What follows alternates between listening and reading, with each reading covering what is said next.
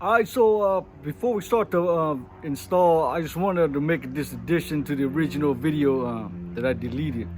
So after I got finished with the job, I lost my AC refrigerant, and I filled it back up, and everything just worked just fine, right? And it took me a while to figure out how I lost it, and I never really did, pinpoint it. I don't know, it was from removing the headers and bumping into the lines, or it was from jacking the motor up and down and somehow stretching the lines, and the refrigerant had leaked out. But yeah, I just wanted to make this note. So if you're gonna do this, maybe have the refrigerant evacuated, and then when you're done, have it refilled. I just wanted to make a note of that. All right, everyone, let's I'm gonna swap out the motor mounts on this car right here. Do that. I'm gonna go ahead and pull these headers here, and pull everything else out. I guess you could get it from underneath the car, but I think I'm gonna do it this way because, well, for one, I'm swapping the headers out, and also I'm chasing an oil leak that I need to fix. So let's do that.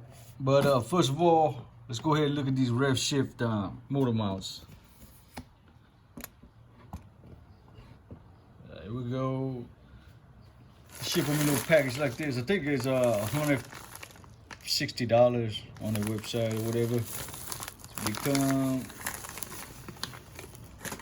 First, got the motor mount, right? Made in the USA, which is nice. Go ahead and take a look at these mounts right now.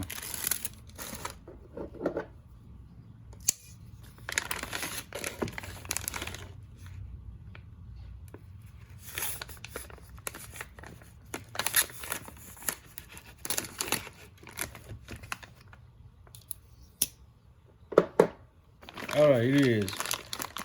So they come like this. I think they offer them in 3 different diameters, right? This one is the softest one, which they recommend for a stock replacement. But yeah, they come like this. It comes with a mountain nut. Seen on their website, it looks like a pretty nice design. They got these threaded inserts molded in here, and grade 12.9 studs here. Let me pull out these headers and everything else around it, and I'll bring you guys back. All right, so I had the headers pulled off, and looks like this, right? So now you'll be able to have a clear access to these motor mount nuts and this bracket bolts here. But before we start loosening it up, we'll just jack the engine up a little bit. Right here, use a little piece of board. Oh, by the way, I'm working on ramps here, as you can see. You can see that. Use a piece of board to support the engine, and then I won't jack it up a whole bunch. Just bring it up till it touches, and then you will jack it up a little slight bit, just to take tension off the motor mount studs there. So, and also take care when you jack it up here. Watch this manifold to firewall here. Make sure you don't hit that and crack that. So once you got that done, I'll just go ahead and go underneath the car and unbolt that nut there. So we're here underneath the car, so you can see the board supporting that oil pan, that engine. Here's this nut here holding the bottom of that motor mount, right? Then you need a 18mm socket here. See if we can get that off. All right.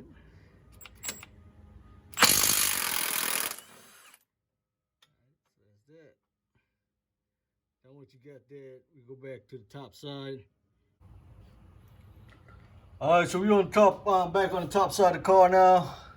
We'll go ahead and try to get this top mounting nut here. We'll get it with this long extension. Let's see if I can get it without breaking off that spark plug here. Probably should just take it off. I need to stop being so lazy, right? But let's see if I can get it off without breaking them.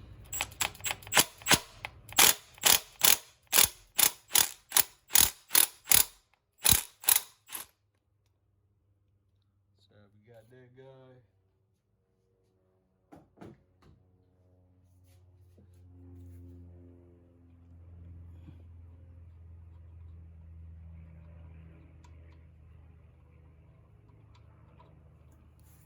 Okay. How do you get the 3 bolts that hold that bracket down? Let's see if we can get it without too much drama, right? Get this one here first. That one, I'll go ahead and loosen the one in the back here. It's right behind it. You probably can't see it. Right there. Go ahead and loosen that. And then the third one.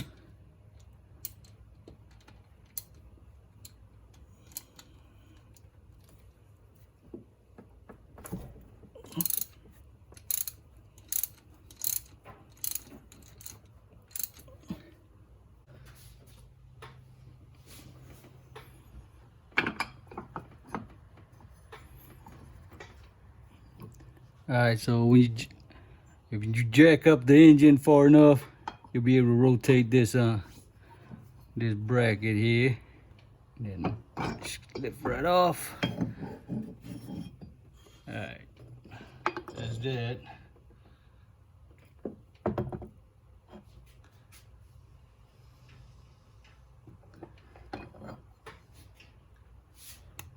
And that motor mount should be able to come off of there. So here's a new one. I think I'm gonna reuse the factory nuts here because I like the design better. Bottom nut here, it has a swivel washer here, and I think I like that better. The top one doesn't though.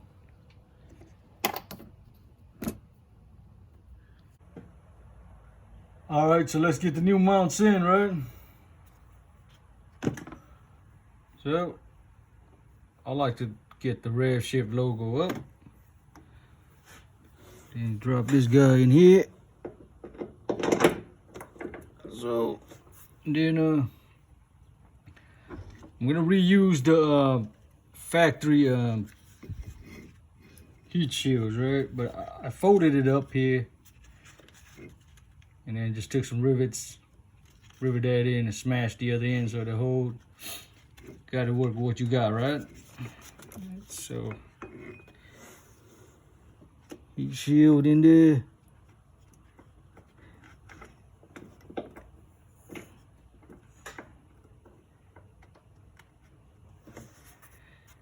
Then let's get the bracket in there. You can rotate the bracket into position, right? And then just go ahead and put the nut on there to hold it.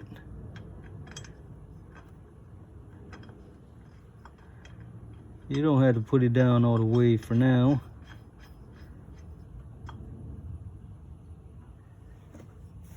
Go ahead and put your brackets in.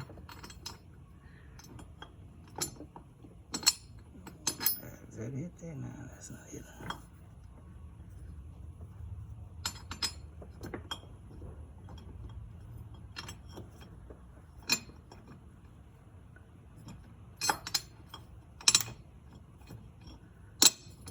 Okay. Good.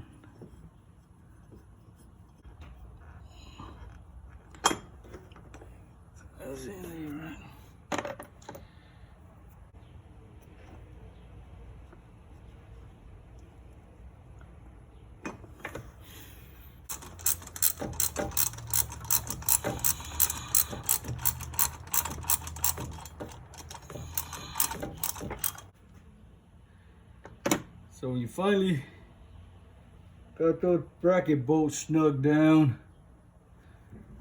And just come over here to your jack and lower the motor.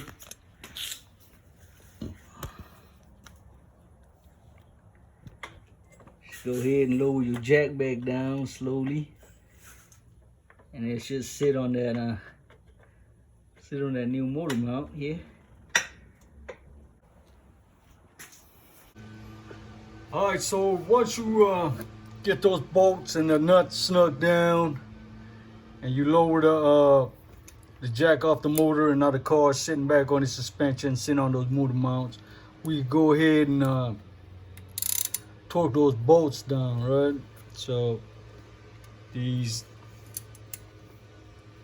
bracket bolts here calls for 37 foot-pounds.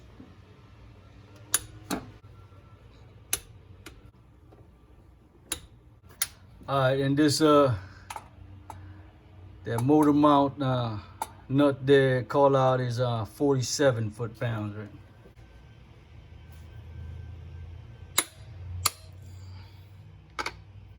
Okay, so once you torque those down and you got everything secured, now you can go underneath the car and go ahead and tighten and torque down the bottom nut there. Okay, so now we're underneath the car again and we'll get the bottom nut in there. Here.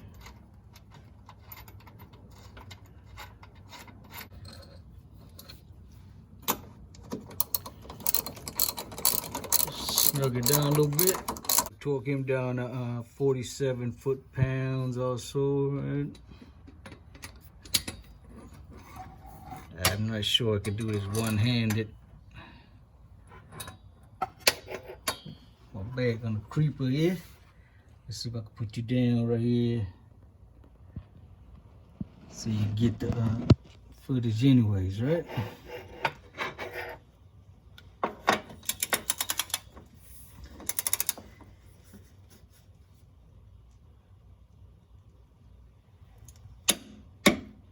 Alright, so that's it really, right?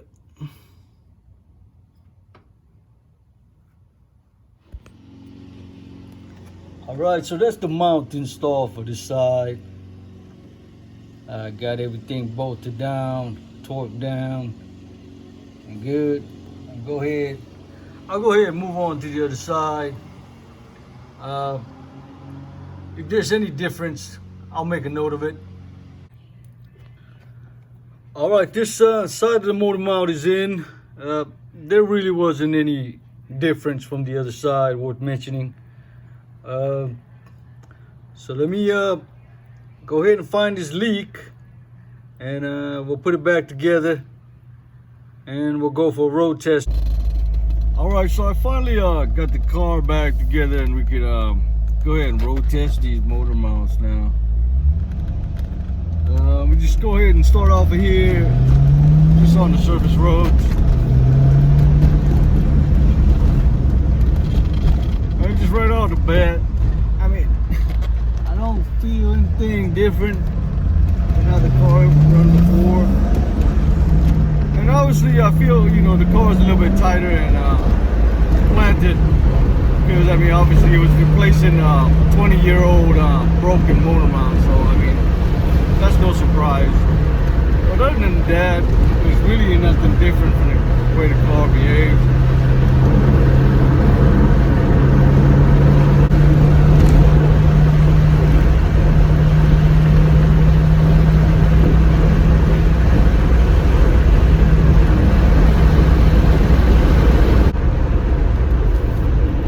Alright, let's get the car on the highway and get it running at cruising speed and see how the mounts react. Alright.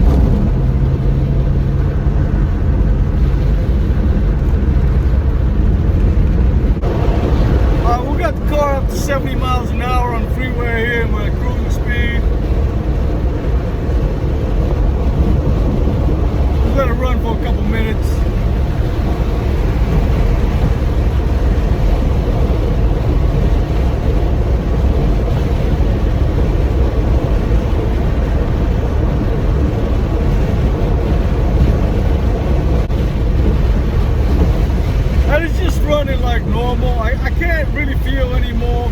acceleration or hardness from the car.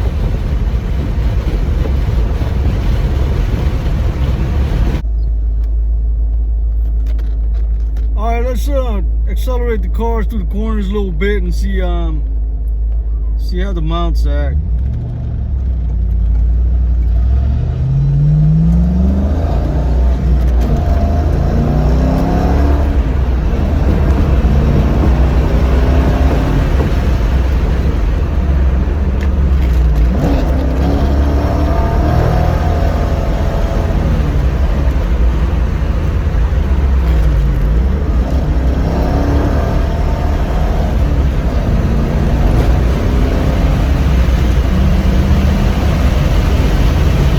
Alright, so running the car hard like that out of the corners on the acceleration, you can feel the squishiness and the softness of the motor mounts, but no worse than the OEM mounts, right? And if you need stiffer mounts to do that, I think Revshift do offer harder mounts for that, and I mean, they do what they're supposed to do. A nice replacement street mount, right? And that's it for the Revshift motor mount install, and that's just my impressions of them. So like always, you know, thank you for watching, and I hope that helps you out a little bit.